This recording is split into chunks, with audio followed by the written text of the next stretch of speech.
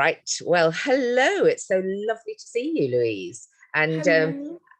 you don't need to indicate really where you're coming from, because you've got a beautiful, beautiful thing behind you. It says IDPE, the Institute of Development Professionals in Education. So announces to the world, here it is, and what we're talking about.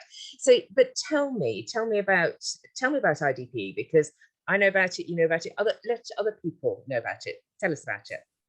Thank you, Helen. It's lovely to be here. And yes, I thought I ought to get our logo up, otherwise I'll be told off by our branding experts. Yes, so IDPE. So we are the Institute of Development Professionals in Education, and we're a schools association. So like many of the other schools associations, we support schools and the members within that school who are doing successful fundraising engagement programs. So we're there to support schools to develop their fundraising and engagement programs. And that is essentially, I know we were just talking now about what development is. That is essentially what development is. It's around fundraising and engagement, building relationships to with your community, to develop giving, I suppose, in the sense of giving back to the school. And that could be alumni, it could be parents, it could be your staff, your colleagues, and your pupils as well. So it's sort of developing those relationships and giving back in terms of time, so careers and networking and those kind of things, but also obviously from a fundraising perspective as well, and giving to within the independent sector, sort of bursaries, hardship funds are particularly prevalent at the moment, obviously post-COVID, and also we do support across state and independent, so working with state schools too, and around sort of developing extracurricular opportunities, and I guess using fundraising as a means to develop excellence in education. So yeah, that's what we do. But it's more than just fundraising then. I'm hearing you talk about that. It's about this sense of giving, and giving in the broadest sense then? Yeah, I think it's about, I mean, we talk about philanthropy and the giving of money, and that's incredibly important within the schools community. But I think what we're trying, the reason we use development rather than just purely fundraising, it is very much beyond the pounds and the pence. It's about developing those relationships across generations in many cases, with your alumni in particular, with current parents, with former parents, and thinking about how they can give back and how they can add value to your school in many different ways. So that, as I say, could be from mentoring a sort of pupil or a young alum who wants to go into a career in law because you're working in law. It could be holding a sort of, I know throughout the pandemic there's been a lot of sort of careers talks, for example, online, and bringing the community together to talk about a particular career.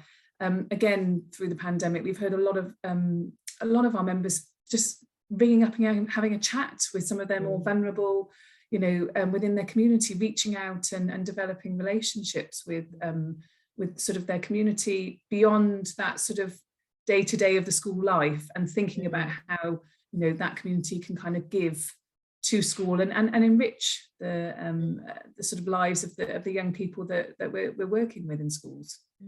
So, I mean, the pandemic, you mentioned it then. Has that had a massive impact on fundraising? I was wanting to say development, giving, and so on, but I mean, at the heart of it, I'm just wondering about fundraising. What's happened? I think yes and no, I guess, is the answer to that. So I think yes, in terms of, I think we would all recognise that there's an increased need in particular. In fact, we actually surveyed our members sort of about a year into the pandemic, and just kind of asked, how is the pandemic impacting you? Yes. And sort of 71% of our members sort of said there's been an increased demand and need for fundraising. So, and that's on sort of many different levels, as I say, hardship funds to sort of where people perhaps couldn't afford to stay in school. Yes. Obviously, potentially increased need for bursaries. And we've heard a lot in the press, I think, about that widening sort of education attainment gap, so to speak, and sort of need there. So I think, yes, in that respect. In terms of actually engagement and fundraising, again, from talking to our members and in that sort of membership survey, we've actually seen sort of fundraising and engagement I would say, maintain or be sustained, and in some ways grow. So why is that then? What's that? Well, I think in terms of engagement, I think there's the opportunity to reach audiences perhaps we haven't reached before. I mean, we're talking now on Zoom. It's become the sort of, the norm of being able to reach out to people. There was perhaps a bit of time to actually spend on building those relationships, which is so integral to kind of to build to having that kind of conversation about sort of fundraising in the future. It's very difficult to ask someone you don't know for money, so having the opportunity to spend time building relationships, reaching new audiences, and I think there was a genuine sense during the pandemic of people wanting to help and wanting to kind of get involved and support, and education was one area I think that people wanted to help with outside of sort of health. And so I know from our sort of survey we saw again 55% of respondents said they'd had increased engagement, and 52% said they'd seen an increase in fundraising income. So I think it didn't just, one of our key messages was don't press pause on development during the pandemic. It was really important to keep going, that the need hadn't gone away, if anything it increased, so that need to ask had also increased. So yes, so interestingly, yes, it wasn't as negative as it perhaps could have been, I suppose. What did you do as an organisation during COVID? I mean, how did you respond? And to be frank, still are responding, because it hasn't gone away yet. Hasn't gone away yet. No, absolutely, and it's forever changing. So I mean, IDPE, our sort of role is obviously, as I say, to support our members, which are the schools. So, and we do that on sort of 3 levels. So we support individuals, the school as a whole, particularly school leaders, understanding development, and then I think it's that championing development across the sector. And so I think, like many other associations, a lot of our sort of support moved online. So rather than catching up and the sort of support and networking we would do in schools with our regional meetings, we moved those online. Our professional development program moved online. So rather than having an annual conference where we sort of meet face to face, we moved it online and did a number of things online. We also accelerated our members resource library. So we're in this lovely position with fundraising and engagement in schools where there's not the competition between schools. Obviously your community are your community, so there's the ability to share expertise and best practice. So having this members resource library that people can go in and see, what's this school doing with in terms of their letters to parents, or their a case study of how they've approached bursary fundraising, or so we sort of accelerated that so it was available to everybody. I think we kept on with sort of that the reason for doing things like the survey I talked about was to kind of keep those messages going throughout the sort of pandemic and ongoing, to say that actually you don't have to press pause, you don't have to stop. The relationships are still there, they're still important, there's still a need. It's not suddenly disappeared. As I say, if anything, it's probably grown in terms of that need for support. So we continue to sort of provide that kind of avenue to kind of go out and work across the sector in partnership with some of the other associations to kind of spread that word as well. And also obviously with yourselves too, in terms of, sort of sharing on knowledge and expertise through the wider sort of network that is there. So ongoing wise, I think just to sort of, we're just doing a benchmarking survey now, so a fuller sort of benchmarking survey to compare with pre-pandemic, which is one of the other things that we sort of try and do. We benchmark across the schools to see fundraising and engagement performance. So that's currently going. So we'll be able to see the impact sort of pre-pandemic 2018, and then looking at those sort of how things are moving forward, and then adapt our services then to sort of help and support as best we can. So yeah. And you mentioned a time ago, just talking about the gap, the widening gap, the attainment, and you talked about partnerships with other organisations, but I'm just sensing in that the partnerships that exist between state and independent, for example, or partnerships within the community. What are you seeing in terms of that? How is that growing and developing? Yeah, we've just actually had, it's funny, we just had in earlier this year our school partnerships and bursaries conference, which we work with HMC and Agbis on, and there's a definitive sort of growth there, I think, in the need to do more cross partnership across the state and independent. It's an area that alongside of sort of growing fundraising engagement, we're very supportive of, because obviously it enables all schools and all young people, which is what we're about, to have excellent education, excellent opportunities. So every child matters. Yeah, absolutely. And I think that was sort of what we one of the key messages that came out that conference, I think, was that, you know, bursaries and partnerships are more than sort of demonstrating the social conscience of your school. It's about, you know, they create sort of that greater social economic diversity within your school. They can be life-changing for, you know, for young people. It's about strengthening your connections with your community, which obviously we've seen has happened throughout the pandemic, and we really want to capitalize on now. That's a positive learning from the pandemic. And they have the opportunity to create an extraordinary amount of change. So for us, it's something that we will continue to work across the associations with. And as I say, we're sort of promoting to both our state and our independent school members to try and sort of accelerate that partnership piece as much as we can. And what would you say to school leaders? Because school leaders are incredibly busy.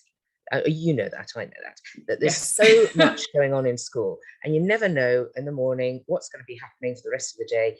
And sometimes these larger strategic pieces become like a nice to have.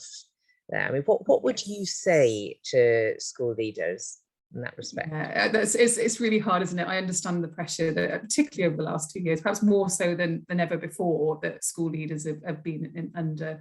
To sort of and rightfully so, to kind of prioritize things like prioritize the education of young people. But I think the fundraising engagement is about the education of young people. It's about actually sort of you know, making a difference and offering greater opportunity, greater sort of experience, and therefore has to be a priority. And I hope that's what we sort of achieve through our things like our benchmarking, is to show that over the time, it's not a short-term project. This is a long-term sort of investment of time and money, actually, in terms of, you know, investing in that sort of development team. But the added value that you get back, going back to that, just what we were talking about at the beginning, that engagement piece, you know, it's not just about the sort of increase in opportunity that you can offer through the fundraising, but also that engagement piece, the ability for young people to be sort of mentored by those who are perhaps more advanced within a particular career.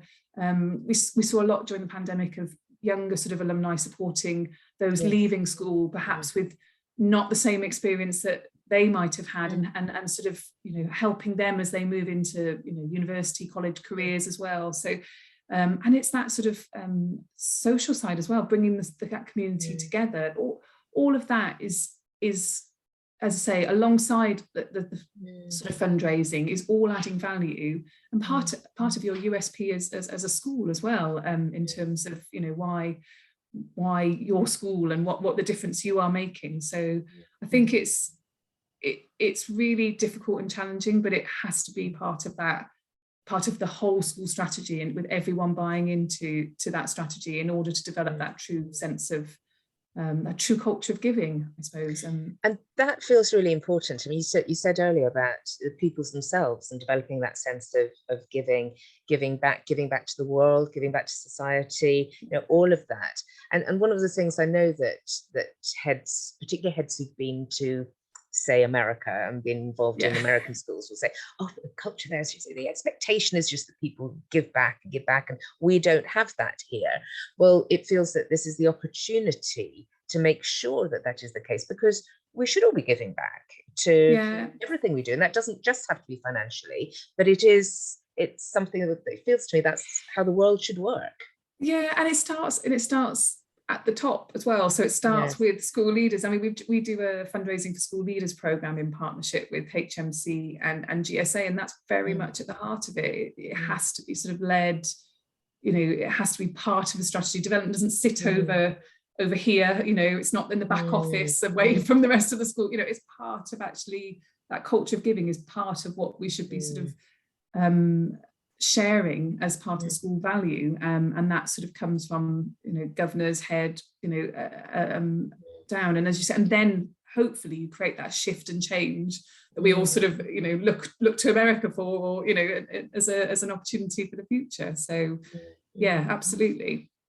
So if you were to look into the future, say 5 years into the future, perhaps 10 years, because it's a longer term approach in many ways, maybe just 5 years, what would you really like to see in schools in terms of development? What would you like to see? So I'm obviously going to say growth in fundraising and engagement. That's a kind of given. But I think it's because I think there's the need, and therefore it's not purely for, you know, sort of fundraising sake, or, you know, we can see the added value that provides, and therefore, you know, we can do more in terms of providing bursary places. We can do more partnership working. We can do more. Provide more extracurricular opportunities, perhaps within sort of the state sector, if there is more sort of available, a more kind of opportunity available. So I think it's that commitment to sort of to grow and invest in and develop sort of development programs that's really important for us. I think from an IDP perspective, our sort of focus is to continue to work collaboratively. So to continue to work in partnership, if we want our sort of schools to work in partnership, cross state and independent, I think it's really important we continue to work collaboratively with the other associations, both to sort of share expertise and experience, but also to sort of get those messages across. You know, as I say, we're doing our benchmarking at the moment. What does good look like and best practice look like? And once we've got that evidence base, we want to sort of share that more widely. I think it's also our responsibility as well to continue to grow the professionalisation of the sector. My background's in fundraising and the charitable sector, and I sort of remember when I first started, and dare I say, we were using sort of clip art and, you know, sort of the kind of slightly sort of less mature and professional fundraising. Now, I'm not saying schools are anywhere near that, but there's still more to be done there in terms of professionalising, providing professional development and learning from each other, to secure and develop further funding and fundraising in the future. And we'd like to sort of continue to do that as the IDP community, and continue to support schools along that development journey. Oh, it's a lovely image of the future. Wonderful. always positive. As a fundraiser. It's great. I totally agree. Well, look, thank you so much, Lou. Thank you. As ever, it's a pleasure to chat with you. So thank you very much indeed. And I look forward to the next time we chat. Thank you, Helen. Really appreciate it.